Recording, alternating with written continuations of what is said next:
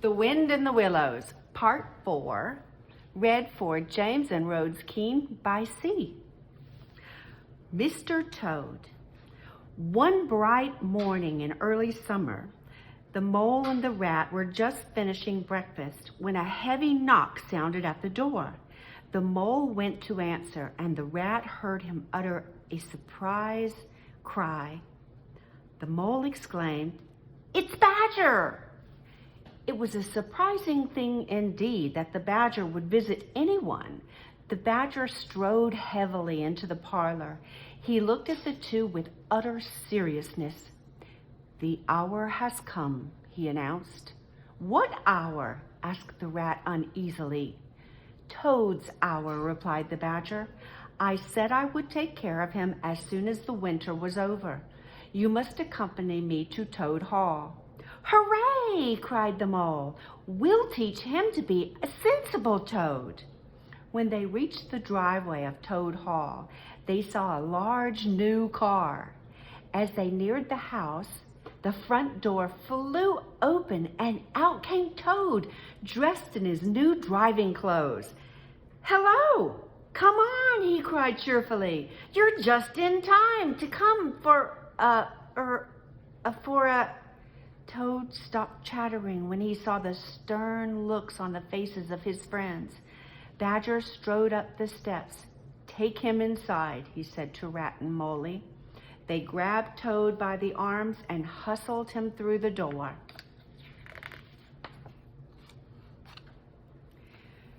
"You knew it would come to this sooner or later, Toad," the badger explained severely.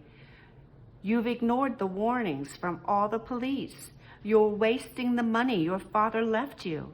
All these wrecks you've had are dangerous to yourself and to everyone else. We must talk."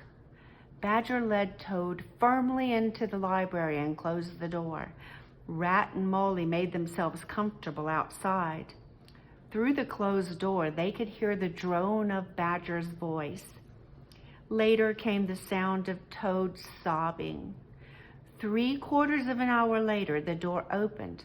Badger reappeared, leading by the paw a very dejected Toad. "Sit down there, Toad," said the badger kindly. "Are you sorry for what you've done?" There was a long pause. Toad looked all around while the others waited in silence. At last he spoke. "No," he said stoutly, "I'm not sorry. It was fun." The badger fumed. "Very well.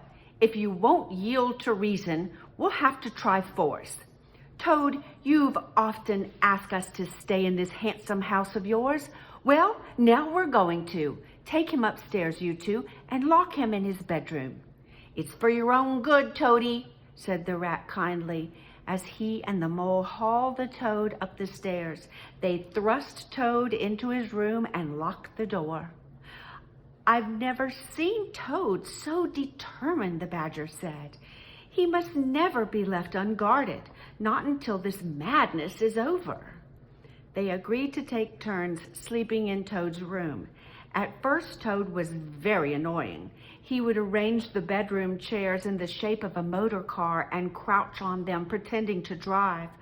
Then he would suddenly shout, "Crash!" somersault, and lie on the floor amid the upturned chairs. As time passed, these seizures became less and less violent, but Toad did not seem interested in anything else, and he became depressed and listless. One fine morning, the rat went upstairs. "How are you today, Toady?" he asked as he approached Toad's bedside. "Oh," moaned the Toad, "I've been such a bother. I mustn't ask you to do me a favor." "I'd do anything for you, Toad, if only you'd be sensible." "If I thought that, Ratty, I'd beg you to go to the village and get the doctor," whispered the Toad. The rat was alarmed. "Are you sick, Toady?" The Toad was very still and moaned pitifully. "You are sick." The rat patted the Toad's paw. "Don't you worry, I'll be back in the blink of an eye." He left Toad's bed locked the bedroom door, and ran for the doctor's house. As soon as he heard the key turn in the lock, Toad jumped lightly out of bed. He dressed in his best suit and took a bundle of cash from his bureau. Then he tied the bed sheets into a rope, knotted an end to the bed, and scrambled out the window. Rat was gloomy when he had to admit to Badger and Mole that he had been fooled. "But there's no sense in talking," said the Badger. "Toad's gotten away, who knows where. We'd better just stay here. He may be back any time on a stretcher or between two policemen." Meanwhile, Toad was feeling very proud of himself.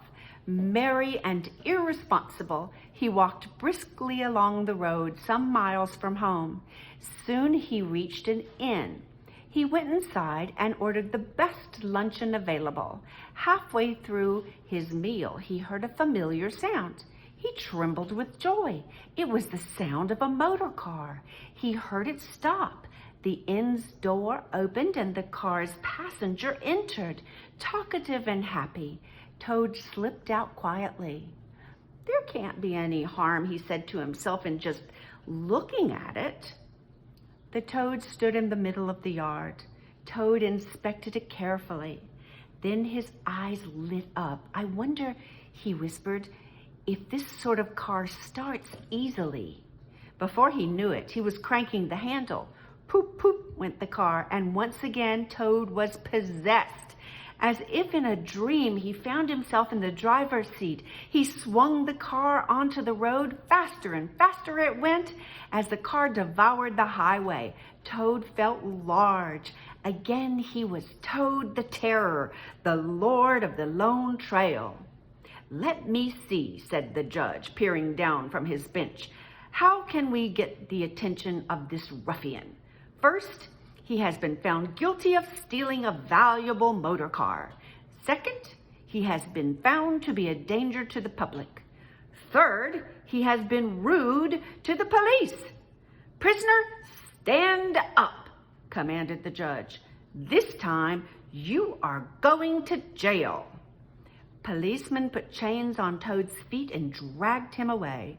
Soon a rusty key creaked in the lock, and Toad found himself in the dungeon of the best guarded prison in the land.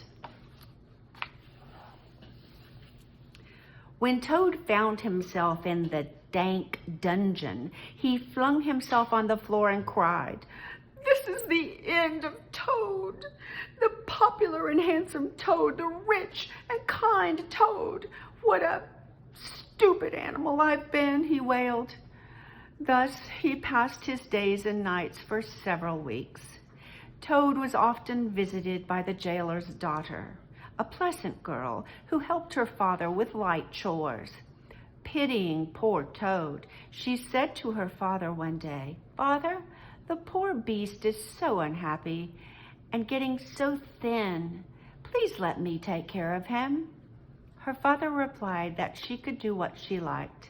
He was tired of Toad and his sulking. So that day she knocked at the door of Toad's cell. "Now sit up, Toad," she coaxed, "and do try to eat something." The fragrance of tea and toast revived Toad. He ate a little and soon felt much better. He and the little girl had many interesting talks together. The girl thought that it was a shame that Toad was locked up in prison, since he was not a bad sort of animal. One morning she came to Toad's cell, deep in thought. "Toad," she said slowly, "I have an aunt who is a washerwoman. If you gave her some money, she might bring you a dress and a bonnet. You could put them on, pretend you are her, and escape." The next evening, the girl ushered her aunt into Toad's cell. In return for some gold coins, Toad received a cotton gown, an apron, a shawl, and a black bonnet. Shaking with laughter, the girl and her aunt buttoned Toad into his dress, draped the shawl on his shoulders, and tied the bonnet under his chin. "Goodbye, Toad," the girl giggled, And good luck.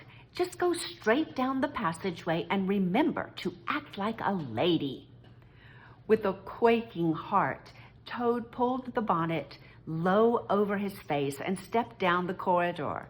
At every gate, the guards recognized the washerwoman's familiar cotton dress, and they paid little attention to Toad. Before he knew it, Toad was outside the prison, feeling the fresh air. He was free. In the distance, Toad could hear the puffing of a train. Making his way to the station, he discovered a train ready to leave in the direction of his home. But at the ticket window, he remembered to his horror that he had left his money in his cell. Full of despair, Toad wandered down the platform. He knew his escape would soon be discovered. Tears trickled down his nose. As he walked along, he found himself next to the engineer, which was being oiled and wiped by an affectionate driver. "Hello, my dear lady," said the engine driver. When he saw the forlorn Toad, "What's the trouble?" "Oh, sir," cried Toad, "I am a poor washerwoman, and I've lost all my money, and I must get home somehow." "That's bad," said the engine driver. "Must get home to your children?" "Oh, yes," sobbed Toad, "and they'll be hungry and playing with matches. Oh, dear, oh, dear." The engine driver smiled kindly. "Engine driving is a dirty job. If you'll wash a few shirts for me, I'll give you a ride on my engine." The Toad scrambled into the cab of the engine. "When I get back to Toad Hall, I'll send the engine driver enough money to pay for a whole pile of washing," he thought. The whistle blew and the train moved out of the station. As their speed increased, Toad could see fields and trees and cows all flying past him.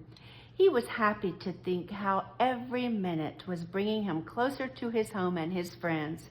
He began to skip and sing. The engine driver had never met a washerwoman before, and certainly none like this. They covered many miles, and the sun set and a brightly shining moon rose. Suddenly, cocking his ear, the driver leaned far out of the window. He looked behind him. "Strange," he said. "There's another train behind us, and the engine is crowded with policemen waving us to stop." Terrified, Toad fell to his knees. "Oh, save me, kind sir," he begged. "I am not what I seem. I'm a toad. If they capture me, they'll put me in chains. I just wanted to borrow a car. I didn't mean to steal it, really." The engine driver looked very stern. He said, "You have been a very bad toad, but the sight of an animal in tears is too much. I will help you. Ahead is a long tunnel. We will speed through it, but the other train will slow down in the dark. When we are through the tunnel, I will put on the brakes as hard as I can. You must jump and hide in the woods while they chase me." They piled coal into the engine, and the train roared into the tunnel. Then they were on the other side, in the fresh air and moonlight. The driver put on the brakes, and the train screeched to a crawl. Toad heard him call, "Now jump!" Toad jumped, rolled down an embankment, and unhurt scrambled into the woods. The train picked up speed and was gone. Then out of the tunnel burst the other train, roaring and whistling, its crew waving their nightsticks. It flashed past Toad's hiding place and disappeared. After he stopped laughing, Toad realized that it was cold and dark. He was far from home with no money. He found a hollow tree, made a bed of dry leaves, curled up, and slept soundly till morning. Next time, the further adventures of Toad.